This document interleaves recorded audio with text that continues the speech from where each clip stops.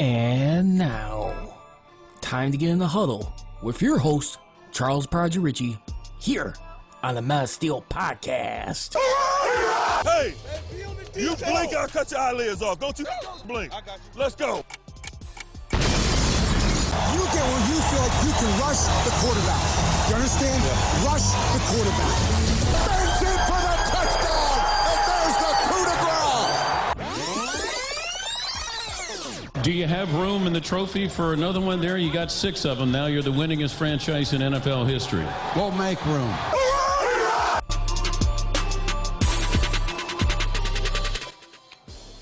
And good evening, everybody. Welcome to this special kickoff edition here of the Mass Steel Podcast. With, of course, yours truly, Charles Prodigy Ritchie.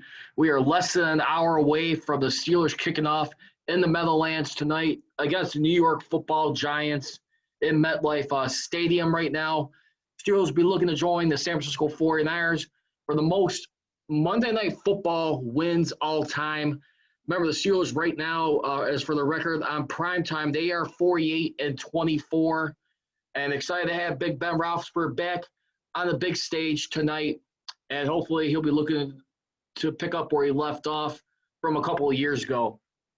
Anyway, if you guys want to feel free to join in on the Mass Steel Podcast, you can do so by catching me live right now, streaming off on Facebook Live. I will not be streaming off Instagram for the time being, but you can definitely follow me on social media, on Twitter and Instagram, at Prodigy Ritchie. For the Mass Steel Podcast on Twitter, it is at Mass Steel CGR and at Mass Steel Nation on Instagram. Anyway, I'm going to make this one a little bit quick. I know we're getting ready to count down a little bit closer, having just a little bit 10 after 6 for Central Time for the official kickoff coming up here on Monday night right now. As everyone is aware of the stories, too, for the Pittsburgh Steelers going into this matchup with the New York Football Giants here as we look at it. This can be their first time they'll be opening up on the road. The Steelers are right now all time as far as opening up on the road under Mike Tomlin's tenure. It's been 3-4-1. As far as like opening up on prime time under the lights, 2-5. They got losing records each way. First and foremost, just to get that out of the way, just start off as we get ready to kick everything off here. So that's one thing for right now. But as far as openers in general, for Mike Tomlin and the lifetime, he is a total 7-5-1 right now, and definitely looking to keep that going right now. Obviously, still got to get like a nice little road victory. They'll be looking to pick up their first road victory in about over 3 years, believe it or not. The last one that came in Cleveland. Last primetime win that they had on the kickoff of the season, where it was on Monday or Sunday night, that was back in 2016, don't forget. And that was when they beat the Washington football team at the time, which recently, as everyone may remember, they have changed their name as of late, due with everything that's going on right now. And definitely just want to pay a special shout out right now to like head coach Bill Cowher, to basically hearing on NFL on CBS yesterday, how he was like expressing how yesterday, when we look at players right now in the league and everything that's going on as NFL and everyone around, more so in particular the players, trying to continue to make the push for social justice. Remember, the Pittsburgh Steelers did elect to come out as a group for today's pregame ceremony. I don't think they will be staying in the locker room, but they are definitely ready to join some camaraderie right here as they look to keep. The NFL is back, and we are ready to go. There's John Harbaugh, head coach of the Baltimore Ravens. You got to adapt to this time. Got the mask on. He's going to adapt to the game with no fans, just like he did with Lamar Jackson at quarterback. And there's more when we take a look at things here.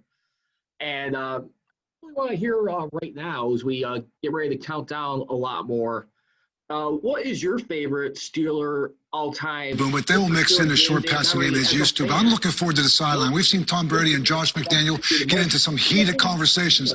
Clyde Christensen, strap it up, buddy. Because right now, you're going to become the new Josh McDaniels. Well, you guys talk so long, I only got a chance to make a couple points. But, a couple things about Tom Brady. You got to give him a lot of credit.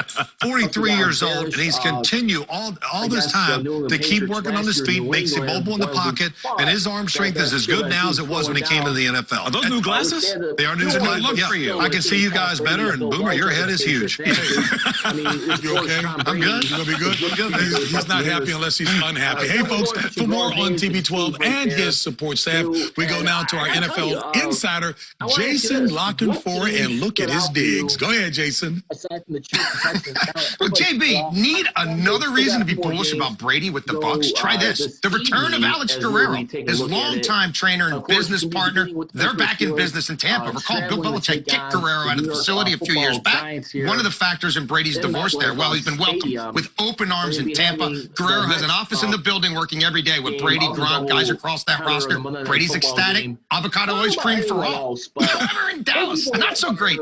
With Dak Prescott stuck on a one-year deal while guys are getting paid everywhere else. Here's why. Prescott would have done a 5-year deal at $35 million a year if the Cowboys put in a provision never to tag him again. Jerry Jones ball, Dak walk. GMs are calling it a $40 million mistake. Strong expectation. Prescott gets $42 to $43 million next year on a long-term deal. That's $8 million a year, guys. 8 times 5, 40. It's going to cost them starters and some key backups moving forward. And we'll see how that continues to work its way into the fold.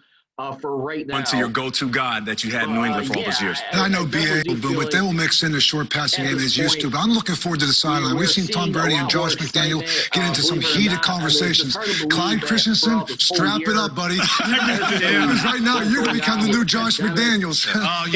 You guys talk so long, I only got a chance to make a couple points. But, a couple things about Tom Brady. You got to give him a lot of credit. 43 years old, and he's continued all this time to keep working on his feet, makes him mobile in the pocket. And his arm strength is as good now as it was when he came to the NFL. Are those new glasses? They are new glasses. Look for you. I can see you guys better, and Boomer, your head is huge. You okay? I'm good. You'll be good? I'm good. He's not happy unless he's unhappy. Hey, folks, for more on TB12 and his support staff, we go now to our NFL insider, Jason Lockenfor, and look at his digs. Go ahead, Jason. For that time. But anyway, we'll see. But I definitely do feel like, in a way, I know the NFL owners, all NFL owners, unite with the players. They can really help create change. JB. As we look at it for right now. You think about the NFL. And here's I was mentioning a few moments ago, Bill Cowher, he was sharing his thoughts as far as the NFL, how they're handling everything with the players. They cancel practice. So I think that's a great thing. If NFL owners, all NFL owners, unite with the players, they can really help create change. JB, when you think about the NFL, it is the most diverse league in professional sports, diverse in socioeconomic upbringing, diverse in race, diverse in gender. We have women coaches and women in the front office. But yet every team is trying to create a family culture based on unconditional relationships.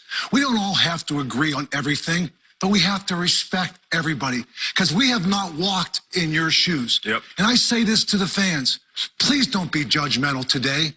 Then listen to the statements that these teams are making. This is not about the flag. I love this country, but we can all do better. Please vote. You know what, Coach, and we want all. And there you heard the Hall of Fame coach who would have been inducted this year, 2020, as one of many events got canceled, along with the whole entire the preseason right there. I thought that was very noble by Bill Cowher right there, definitely acknowledging that. Obviously, it's no escaping for the times that we're living in right now. I mean, seeing a lot of respect right there. I mean, just definitely trying to point out and remind in a respectful way that the NFL continues to try and be a diverse culture. I mean, with the exception, I mean, with the addition of trying to get more minorities, black hirings in particular, as far as not only coaches, but executives. But now you're starting to see women involved there too. That was one of the things I loved about earlier back in the beginning. I mean, like a few months ago when we were covering throughout this season. And I definitely do feel like for right now, the Steelers, I mean, the mental spot, they're heading in the right direction. the only thing I do get concerned with, like I said, is more particular on this defense. Do you tend to, like, take your foot off the gas? I mean, do you get a little bit too lax knowing that you have Ben Roethlisberger back? I mean, do you find a way to kind of, like, how you continue to do your job and put a stamp on what you're trying to do? I definitely feel like that is going to be a thing to keep an eye on, because, like I said, I love this team. At the same time, we've all seen a lot of times where they have laid egg in their face, and it came out laxed, and it just never really translated into something that you felt very trustworthy. So once again, I want to hear your favorite all-time Steeler opening game day moments all time as we take a look at everything for right now. And plus, I mean, leave me in the comment section, what do you think your final evaluation, their record's going to be for this season? We're counting down. We're getting a lot more closer to this game at 6:15 p.m. to be exact. So there you have it right there. And there's supposed to be a new broadcast crew for this year.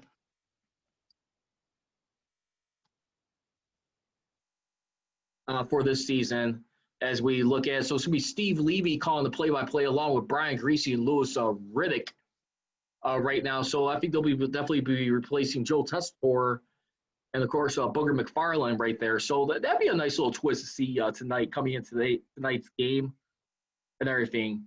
But, yeah, like I said, please share your moments right now. Let's go ahead and get right into it. I'm going to go ahead and get into my keys to the game. Just try and wrap this up for people who are getting ready and getting closer to counting down towards game day as we look at it. I'm going to give you my top keys right now. Key number 1, continue harass Daniel Jones. New York Giants, as an offensive line last year, gave up 43 sacks last year as we look at that. For everything right now. And I got to tell you, for right now, for the Giants who are looking to do a heck of a lot better when we look at it, I mean, that's definitely one thing that's got to be improved upon when we look at it. Because the Giants, for right now, I mean, he had a lot of turnover. You had Eli Manning during the playoffs, or shortly right before the Super Bowl, announced his retirement from the league as we look at it. And I definitely got a feel for right now. I mean, when we look at, the New York Giants, by the way, their offensive line has given up the 14th most sacks, 43. As for the Pittsburgh Steelers, we're 24th. Still did a decent job with the protection of their quarterback when you had to have guys like Mason Rudolph, Josh Dobbs try and pick up the slack for Ben Roethlisberger when their numbers got called upon. But I definitely do feel like for right now, when we look at it, I mean, it was more or less the running game, I think, that needed to open up right there. That's going to bring me in the key number 2. James Conner, get going with big games James right now, because last year the rushing was horrific for the Steelers in that category. I mean, last year they had 1,447 yards rushing, which is ranked 29th, only 7 touchdowns. Same category as for that. I tell you what, with a guy like James Conner, you get him going, you feed this guy early and often right there. We're already seeing what he could do as far as scrimmage-wise for this team.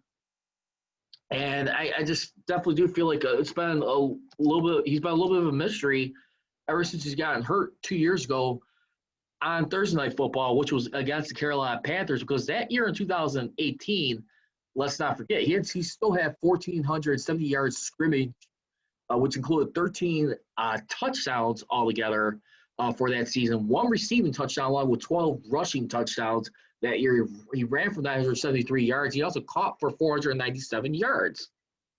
I mean, the receiving, he had more decent yards per reception than he did running the ball, which was about 9 yards. So if anything, I expect him to be a little bit more vital, a lot more of a key.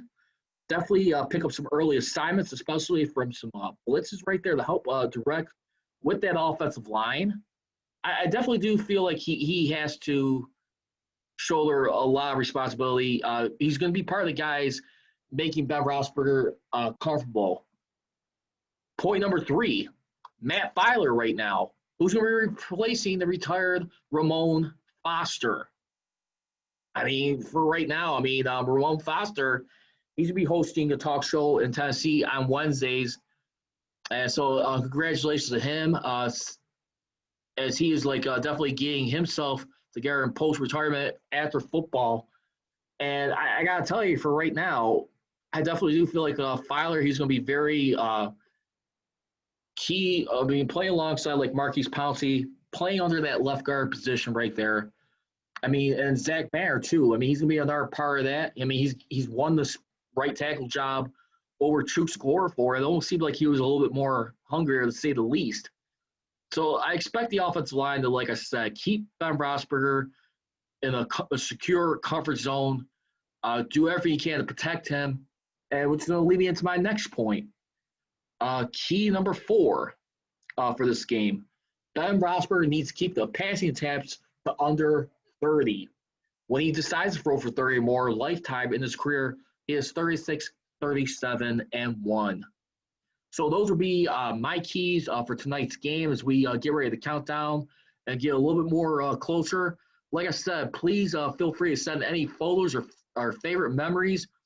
You can do so. You can tweet me at Men of Steel CJR for the Men of Steel podcast. And then you could also send it to me on Instagram at Men of Steel Nation or my Facebook page, Men of Steel Podcast. So real quickly, I'm going to do one fair or foul topic. Fair or foul topic.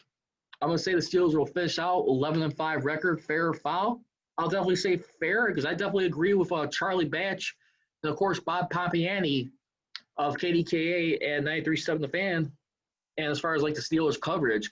So when you look at it, I definitely do feel like this could be like a season similar to 2014. It's not going to be always the sexiest thing, but we'll find out. That's going to do it for the Men of Steel podcast. So I was leaving. Toby Trolling, be rolling. Bye, gone.